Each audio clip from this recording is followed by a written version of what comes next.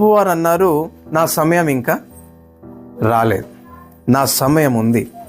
నిజంగా మనుషుల సమయం వేరు, ఆయన సమయం వేరు. ఎంతమందికి అర్థమైంది? మన సమయం వేరు, కానీ దేవుని సమయం వేరు. ఆయన ఆలోచనలు వేరు, ఆయన తలంపులు వేరు. నా తలంపులు మీ తలంపుల వంటివి కావు, నా ఆలోచనలు మీ ఆలోచన వంటివి కావు.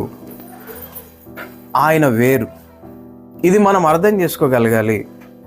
నిజంగా కొన్నిసార్లు మనం ఏదైతే అడుగుతుంటామో అడిగినప్పుడే జరిగిపోవాలి.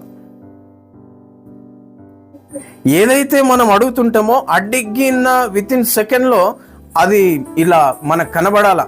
కనబడితేనే దేవుడు మంచోడు, లేకపోతే దేవుడు మంచోడు కాదు, అసలైన దేవుడే కాదు అనేది మానవుని యొక్క నైజం, మానవుని యొక్క తీరు. అంటే ప్రార్థించిన వెంటనే, అడిగిన వెంటనే, చెప్పుకున్న వెంటనే సమస్య ఇలా తీరిపోవాలా, మన ముందుల విజయం కనబడాలా, మన ముందుల జవాబు మనకు కనబడుతూ ఉండాలా. కొన్ని సందర్భాల్లో కనబడుతుంది, కొన్ని సందర్భాల్లో కనబడదు. ఆమేన్, హల్లెలూయా.